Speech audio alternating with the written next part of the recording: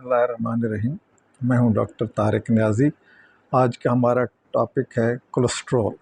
Cholesterol क्या होता है, इसका फंक्शन क्या होता है, और ये अगर एक ख़ास जो नॉर्मल रेंज है उससे ज़्यादा हो जाए तो उसके क्या नुकसानात होते हैं और उन नुकसानात से कैसे बचा जा सकता है।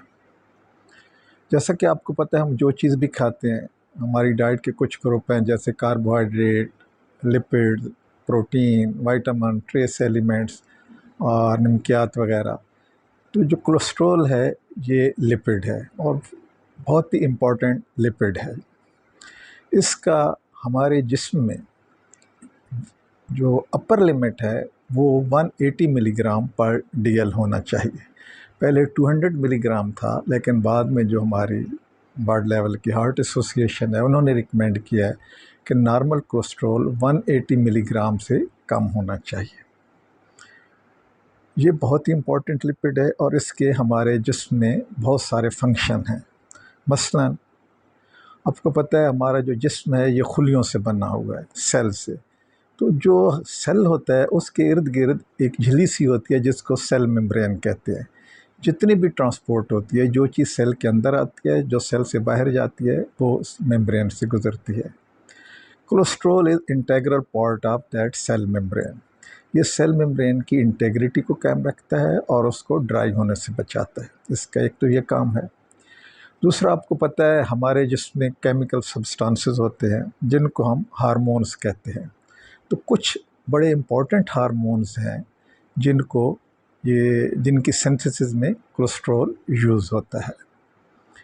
फिर आपको पता है जो खुराक हम खाते हैं वो मैदे में और इंटेस्टाइन्स में जाती है, तो उसको हज़म करने के लिए मैदे में और हमारी अंतड़ियों में, इंटेस्टाइन में मुख्तलिफ सिक्रीशन जो रतूबतें होती हैं। इस तरह जिगर से भी एक रतूबत आती है जिसको बाइल कहते हैं। उस बाइल में बाइल एसिड्स और बाइल साल्ट्स होते हैं। तो कोलेस्ट्रॉल बाइल एसिड और बाइल साल्ट की सिंथेसिस में भी यूज़ होता है और कोलेस्ट्रॉल विटामिन D की सिंथेसिस में भी यूज़ होता है। अब इसकी किस्में कितनी हैं? कोलेस्ट्रॉल मेनली दो किस्म का होता है, एक गुड कोलेस्ट्रॉल और एक bad cholesterol. Good cholesterol HDL, high density lipoprotein, ये वो कोलेस्ट्रॉल है जो ज़्यादा होगा तो हमारे जिस्म को फ़ायदा होगा और ये बेनिफिशियल है, और अगर HDL कम होगा तो ये हमारे जिस्म को नुकसान होगा। और जो बैड कोलेस्ट्रॉल है जिसमें LDL है यानी लो डेंसिटी लाइपोप्रोटीन और VLDL है यानी वेरी लो डेंसिटी लाइपोप्रोटीन, ये बैड कोलेस्ट्रॉल है या नुकसानदेह कोलेस्ट्रॉल। ये ज़्यादा होंगे तो जिस्म को नुकसान होगा और ये कम होंगे तो जिस्म को फ़ायदा होगा। अब कोलेस्ट्रॉल ज़्यादा हो जाए 180 मिलीग्राम से कंस्टेंटली, परसिस्टेंटली ज़्यादा रहे तो उसके क्या नुकसानात होते हैं? आपको पता है उससे स्ट्रोक हो सकता है यानी फालेज, उससे हार्ट अटैक और इस्कीमिक हार्ट डिजीज़, दिल की बीमारी हो सकती है, उससे हाई ब्लड प्रेशर या हाइपरटेंशन हो सकता है। अब इसका मैकेनिज़्म ये होता है कि ये जो कोलेस्ट्रॉल है ये अगर 180 मिलीग्राम से परसिस्टेंटली ज़्यादा रहे तो ये फिर जो हमारी खून की रगें हैं, ब्लड वेसल, उनकी वाल्व्स में डिपॉजिट होना शुरू हो जाता है, जिसको हम मेडिकल टर्म में फैटी प्लैक्स कहते हैं। ये आहिस्ता आहिस्ता बढ़ते जाते हैं, इनका साइज़ बढ़ता जाता है over the months and years. इनके साइज़ बड़ा होने से क्या होता है कि एक तो ब्लड फ्लो जो है वो वेसल के अंदर स्लगिश हो जाता है, खून का बहाव सुस्त हो जाता है, आहिस्ता हो जाता है। दूसरा, जो ब्लड वेसल है उसका ल्यूमन तंग हो जाता है। बाज़ औक़ात ये इतना साइज़ बढ़ जाता है इसका कि वो ब्लड वेसल बंद हो जाती है, और बाज़ औक़ात इस फैटी प्लेक जो बड़े साइज़ का हो जाता है उसका कुछ हिस्सा डिसलॉज हो जाता है यानी टूट जाता है, तो वो एक खून का लोथड़ा बन जाता है या जिसको हम क्लॉट कहते हैं। वो जाके ब्लड वेसल को बंद कर देता है, जिसके नतीजे में दिल का दौरा या एक्यूट मायोकार्डियल इन्फेक्शन हो सकती है, जिसके नतीजे में अगर ये चीज़ दिमाग में हो तो फालेज या स्ट्रोक हो जाता है। अब जो हमारा ये कोलेस्ट्रॉल है ये किन सूरतों में या कैसे, किन तरीक़ों से ज़्यादा हो जाता है, यानी ये नुकसानदेह लेवल तक चला जाता है। एक तो पहला है इनटेक। हम जो खुराक खाते हैं अगर वो ऐसी खुराक है कि जिसमें जो नुकसानदेह कोलेस्ट्रॉल है या लो डेंसिटी लाइपोप्रोटीन्स हैं वो उसमें खुराक में शामिल हों तो उससे हमारा कोलेस्ट्रॉल बढ़ जाता है। जैसे आपको पता है दूध और होल मिल्क और फिर उसके प्रोडक्ट्स जैसे दही, मक्खन, पनीर, फिर रेड मीट, फिर ऑर्गन मीट जिसमें कलेजी, मगज़ और गुर्दे शामिल हैं, फिर प्रोसेस मीट, फिर अंडे की जर्दी, फिर आपको पता है बेकरी आइटम जिसमें बेक गुड्स हो गए, इसमें बेक्ड स्वीट्स हो गए, फ्राइड आइटम, इन सब में ये बैड कोलेस्ट्रॉल ज़्यादा होता है। जब ये चीज़ हम ज़्यादा इस्तेमाल करेंगे तो हमारा कोलेस्ट्रॉल बढ़ जाएगा। फिर दूसरी सूरत ये है कि कोलेस्ट्रॉल की सिंथेसिस जिस्म के अंदर बढ़ जाए। ये जो कोलेस्ट्रॉल है ये हमारे जिस्म का हर सेल इसको बनाता है, लेकिन कुछ आर्गन ऐसे हैं जो इसको बहुत ज़्यादा बनाते हैं, जिनमें जिगर शामिल है, जिनमें इंटेस्टाइन शामिल हैं, जिनमें गुर्दों के ऊपर एक ग्लैंड होता है जिसको एड्रिनल ग्लैंड कहते हैं, उसका एक हिस्सा होता है एड्रिनल कॉर्टेक्स, तो एड्रिनल कॉर्टेक्स इसको बनाता है। फिर हमारे रिप्रोडक्टिव सिस्टम के जो आर्गन हैं, ख़वातीन में ओवरी, मर्दों में टेस्टिस, वो इसको बनाते हैं। तो ये जब ये आर्गन इसको सिंथेसिस करते हैं तो एक रेगुलेटरी सिस्टम है जो इस सिंथेसिस को रेगुलेट करता है। अगर ये सिस्टम डिस्टर्ब हो जाए तो इसकी सिंथेसिस इंक्रीज़ हो जाती है। तीसरे नंबर पे एक्सक्रीशन। ये जितना भी कोलेस्ट्रॉल है ये इंटेस्टाइन से या खून के ज़रिए जिगर में पहुंचता है, तो जिगर फिर इसको बाइल के ज़रिए, जो कि जिगर की एक रतूबत है, और बाइल एसिड्स और बाइल साल्ट्स के ज़रिए इसको दोबारा इंटेस्टाइन में भेज देता है, और फिर ये स्टूल्स के ज़रिए, फीसिस के ज़रिए, पाखाने के ज़रिए ये खारिज हो जाता है। अगर एक्सक्रीटरी सिस्टम में भी कुछ डिस्टर्बेंस हो जाए तो फिर भी कोलेस्ट्रॉल बढ़ जाता है, लेकिन मेन जो रोल प्ले करते हैं वो इनटेक ज़्यादा हो कोलेस्ट्रॉल की, या फिर इसकी सिंथेसिस ज़्यादा हो। फिर कुछ कंडीशंस होती हैं जिसमें कोलेस्ट्रॉल बढ़ जाता है, मसलन डायबिटीज़ मेलाइटस, आप देखते हैं कि शुगर के मरीज़ जो होते हैं उनका कोलेस्ट्रॉल ज़्यादा है। उसकी वजह ये है कि डायबिटीज़ मेलाइटस में या शुगर में जो लिपिड मेटाबॉलिज्म है वो डिस्टर्ब हो जाता है।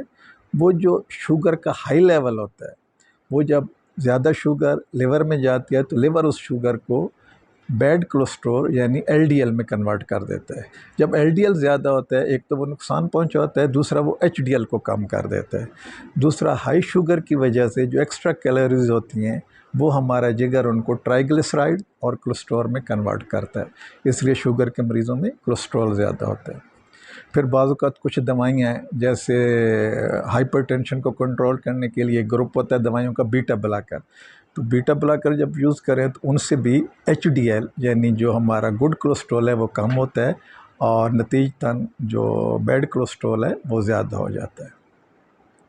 अब हम कौन सी मेजर्स अख्तियार करें ताकि हमारा कोलेस्ट्रॉल नॉर्मल रेंज में रहे और 180 मिलीग्राम से कम रहे? सबसे पहले तो डाइट, हम वो चीज़ें खाएं जिनमें एचडीएल ज़्यादा हो, और वो चीज़ें कम खाएं जिनमें बैड कोलेस्ट्रॉल या एलडीएल ज़्यादा है। जैसे मैंने पहले कहा है, दूध और दूध से बनी हुई चीज़ें, रेड मीट, ऑर्गन मीट, अंडे की जर्दी, बेकरी आइटम, ये सारी चीज़ें, स्वीट्स वगैरह, तो इनका कम से कम इस्तेमाल करें। और वो चीज़ें ज़्यादा खाएं जिनमें अच्छा कोलेस्ट्रॉल है यानी एचडीएल है, मसलन जैतून का तेल, नारियल का तेल, जौ, दालें, फलियाँ, सेब, अंगूर, अखरोट, बादाम, ये सारी चीज़ें हैं जिनमें एचडीएल होता है, तो ये चीज़ें बेनिफिशियल होती है। फिर दूसरे नंबर पे physical activity. Lack of physical activity, याद रखें, लीड्स टू हाई कोलेस्ट्रॉल। हमें हर सूरत में एक्सरसाइज करनी चाहिए और अपनी फ़िज़िकल एक्टिविटी को बढ़ाना चाहिए। फ़िज़िकल एक्टिविटी ज़्यादा होगी तो कोलेस्ट्रॉल कम होगा। फिर obesity leads to high cholesterol, तो एक्स्ट्रा वेट को हमें लूज़ करना चाहिए। स्मोकिंग और alcohol leads to high cholesterol, तो जो लोग स्मोकिंग करते हैं या अल्कोहल लेते हैं उनको कि they should quit alcohol and smoking. फिर स्ट्रेस और डिस्टर्ब स्लीप, ये वो कंडीशन है जो कि कोलेस्ट्रॉल को ज़्यादा करती हैं, इसलिए स्ट्रेस को अवॉइड करना चाहिए और अच्छी नींद सोना चाहिए। उम्मीद है इन चीज़ों के करने से आपका कोलेस्ट्रॉल 180 से नीचे ही रहेगा। लेकिन फिर भी अगर कोलेस्ट्रॉल इन सब मेजर्स को अडॉप्ट करने के बाद भी ज़्यादा होता रहता है, फिर अपने डॉक्टर को कंसल्ट करें, वो आपको मेडिसिन प्रिस्क्राइब करेगा जिससे कि कोलेस्ट्रॉल कम हो जाएगा। जाते जाते मैं एक चीज़ आपको बता दूं कि जिन लोगों का कोलेस्ट्रॉल ज़्यादा होता है, बाज़ औक़ात उनकी जिल्द में, स्किन में मैनिफेस्टेशंस आ जाती हैं। स्किन का कलर चेंज हो जाता है, स्किन ड्राई हो जाती है, पाँव पे अल्सर बन जाते हैं, आँखों के गिर्द, आँखों के कोनों में येलोइश